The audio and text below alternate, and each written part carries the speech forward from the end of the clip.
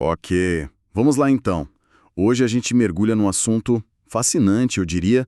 Como é que as cidades e regiões lá do Rio Grande do Sul estão buscando se tornar inteligentes? Isso. E olha, não é só sobre tecnologia, tipo instalar Wi-Fi, não. Não, não.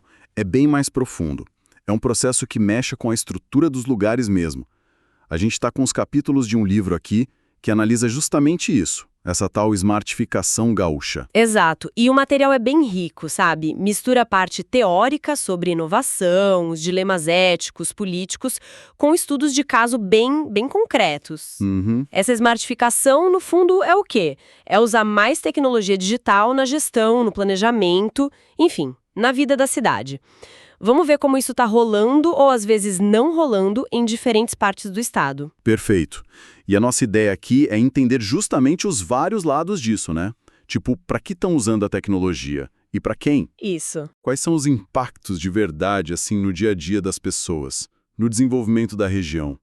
E o que eu acho mais intrigante, por que parece que dá tão certo num lugar e tão errado em outro, mesmo sendo no mesmo estado?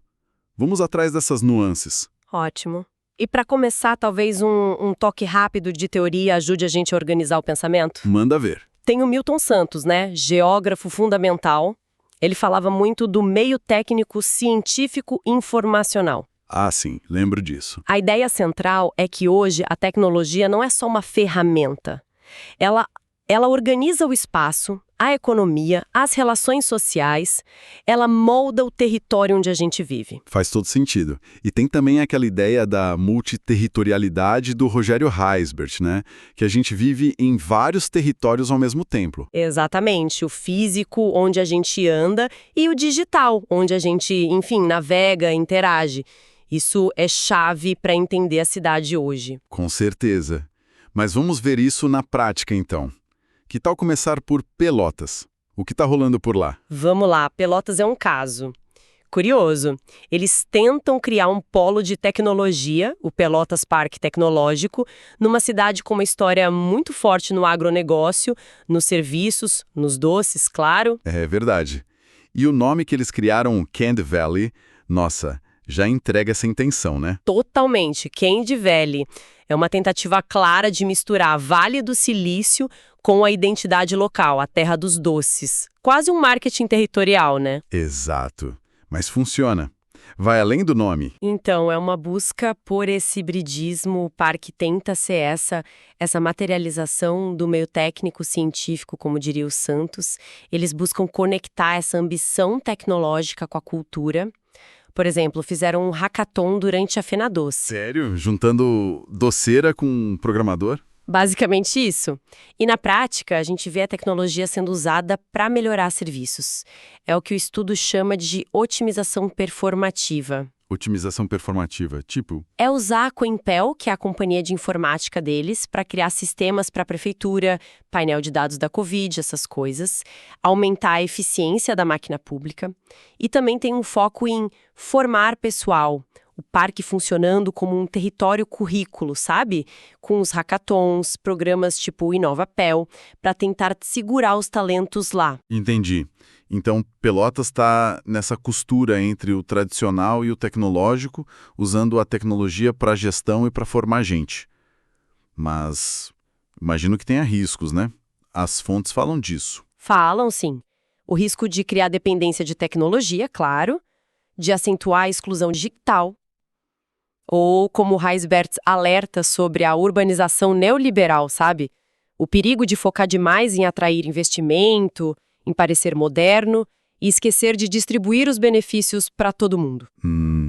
A distribuição é sempre a questão-chave, né? Sempre. Ok. Saindo de Pelotas, vamos para Rio Grande. Lá o destaque parece ser outro. O Grande Pacto pela Inovação. Parece uma pegada mais de colaboração. Totalmente diferente. A aposta lá é no modelo de hélice quádrupla. Já ouvido falar? Já sim. Governo, academia, empresas e sociedade civil, né? Isso. Todo mundo trabalhando junto. E a Universidade Federal do Rio Grande, a FURG, é central nisso. Tem o parque tecnológico deles, o Oceante, a incubadora Inovatio, A própria universidade tem uma política interna que fala em tecnologias solidárias, o que é bem interessante. Que legal. E o Sebrae também entra forte, imagino. Sim, o Sebrae aparece como um articulador importante, especialmente para as pequenas e médias empresas. E qual é o objetivo principal desse pacto, além de juntar todo mundo? Bom, a agenda é bem ampla. Criar um ambiente legal para startups, capacitar a população digitalmente, usar a tecnologia para melhorar serviços urbanos, segurança, mobilidade e, claro, impulsionar setores que são chave para eles, como a economia azul, por causa do porto, do mar. Faz sentido. As fontes até mencionam um fundo de 10 milhões de reais para inovação. E o legal é que o estudo usou umas ferramentas de análise de texto, tipo software Iremutec e até inteligência artificial para mapear os documentos do pacto. Nossa, e o que essa análise mostrou? Que a smartificação é tipo o centro de tudo no discurso deles. Exatamente isso. Os mapas conceituais que eles geraram mostram a smartificação como um nó central conectando tudo. Políticas públicas, engajamento, desenvolvimento. Tá tudo amarradinho no discurso. Interessante. Porém, a análise também sugere uma coisa. Embora falem muito de sustentabilidade, as ações ambientais concretas talvez ainda sejam um pouco tímidas, sabe? Ou talvez mais voltadas para cumprir exigências de mercado, de cadeias globais, do que por uma preocupação genuinamente local. Entendi. Então, Rio Grande. Aposta na rede, na colaboração, com a universidade como motor. Discurso bem alinhado sobre smartificação. Mas a parte ambiental talvez ainda precise de mais substância. É isso. Parece ser um bom resumo do que as fontes indicam, sim. E o contraponto radical disso seria São José do Norte. Pelo que entendi das fontes lá, a história é bem diferente. Quase um abismo entre o que se fala e o que se faz. Nossa, sim. São José do Norte é quase o oposto de Rio Grande nesse sentido. O discurso oficial fala em modernidade, tecnologia. Instalaram totens solares, tem uma plataforma digital chamada Undoc para serviços. Ok. Mas a percepção das pessoas, o uso real disso, parece muito baixo. Tem um contraste enorme entre essa retórica desenvolvimentista da prefeitura e o que as pessoas valorizam no dia a dia, que muitas vezes é a resistência, a tradição, como na luta contra aquele projeto de mineração de titânio, Retiro. Entendo. E a gestão municipal em si? Como é que as fontes descrevem? Olha, apontam para um foco muito no imediato, sabe? Coisa eleitoral, muitos projetos que começam e não terminam, tipo a restauração da Intendência, o Cine Teatro Miramar lá cai nos pedaços, crise no orçamento, dificuldades na pesca, na agricultura. Nossa. Falta uma visão de futuro que seja compartilhada, que conecte a cidade com o que está sendo discutido na região. E a própria dificuldade de locomoção, né? Depender de balsa para tudo, cria uma espécie de, o estudo chama de reclusão territorial. E termo forte. Então quer dizer, em São José do Norte, a smartificação é mais uma casca. Um discurso que não encontra eco na realidade e talvez até piore a situação de quem já está meio isolado. É o que as fontes sugerem fortemente. Uma tentativa de usar a linguagem da modernidade, mas sem a base, sem o planejamento, sem conectar com as necessidades e a cultura das pessoas. A tecnologia acaba virando um enfeite, não uma ferramenta integrada à vida da cidade. Essa diferença tão gritante em São José do Norte faz a gente pensar, será que existe um meio do caminho? Algum lugar tentando usar a tecnologia de um jeito mais consciente dos riscos, mais conectado com as pessoas? Passo Fundo parece que tenta algo assim, né? Uma tal de smartificação crítica. O que seria isso exatamente? Boa pergunta. Seria tentar ir além de só trazer tecnologia. É tentar integrar essa tecnologia num processo de planejamento mais amplo, mais participativo. Eles têm lá o Passo Fundo 2050, um pacto pela inovação local. A ideia é buscar não só eficiência, que é importante, claro, mas também pensar em justiça social, em sustentabilidade. Eles criaram uma secretaria de inovação, tem uma colaboração forte com a UPF, a universidade local, empresas, ONGs. O foco parece ser numa digitalização que tente não deixar ninguém para trás. E como eles tentam fazer isso na prática? para não ficar só no discurso bonito, né? Um exemplo que as fontes citam é interessante. Eles têm serviços online, tipo um app Cidadão Online, mas ao mesmo tempo mantêm pontos de apoio presenciais, como o Tudo Fácil. Ah, para quem não tem acesso ou facilidade com o digital. Exato. Reconhecem que a transição não é igual para todo mundo. E também tem programas de capacitação, projetos levando tecnologia para dentro das escolas públicas. Tem essa sensibilidade. E eles têm até um sandbox municipal. Isso aí soa bem. Avançado. É tipo um laboratório para testar coisas novas na cidade real. Exatamente isso. É um ambiente com regras um pouco diferentes, mais flexíveis, para poder testar inovações em áreas como lixo. Tem um projeto chamado Collect Point, focado em economia circular, que é bem legal. Mobilidade, água, até justiça digital. Que interessante. A ideia é testar, aprender junto com a sociedade, antes de sair implementando em larga escala. Mostra uma abertura para experimentar, para cocriar, sabe?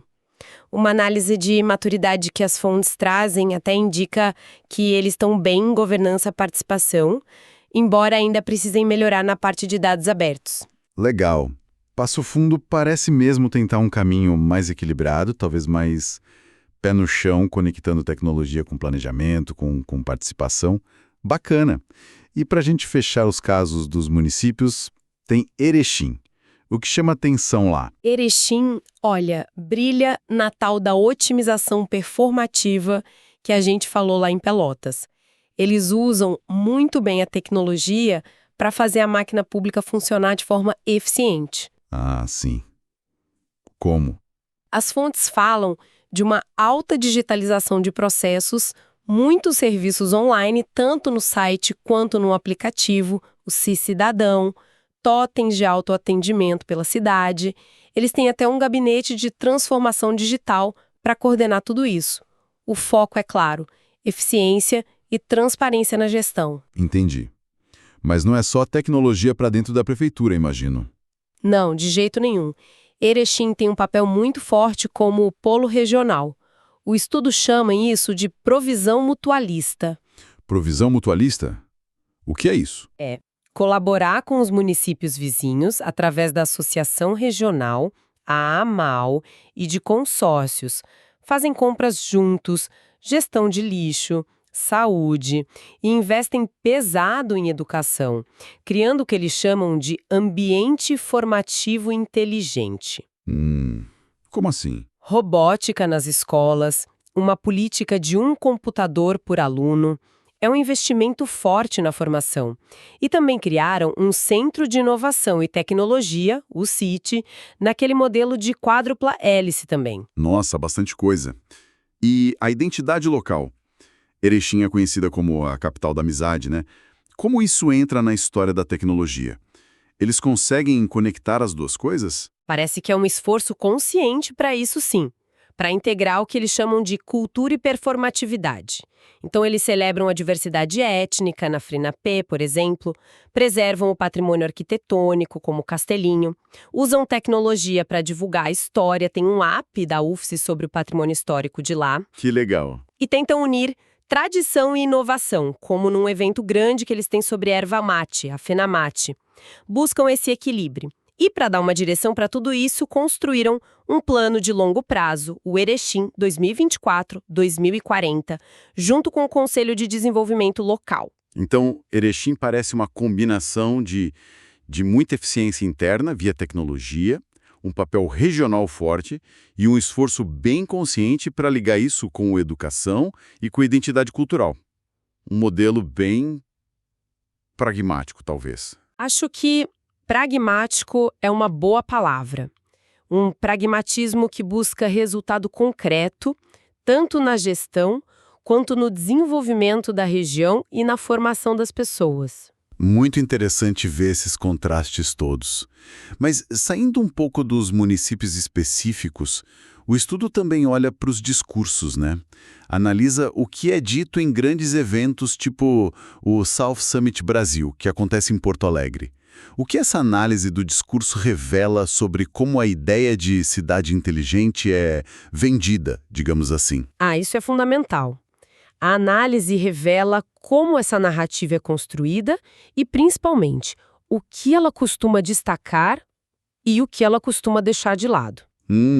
Tipo o quê? Os discursos analisados, eles olharam até os podcasts do evento.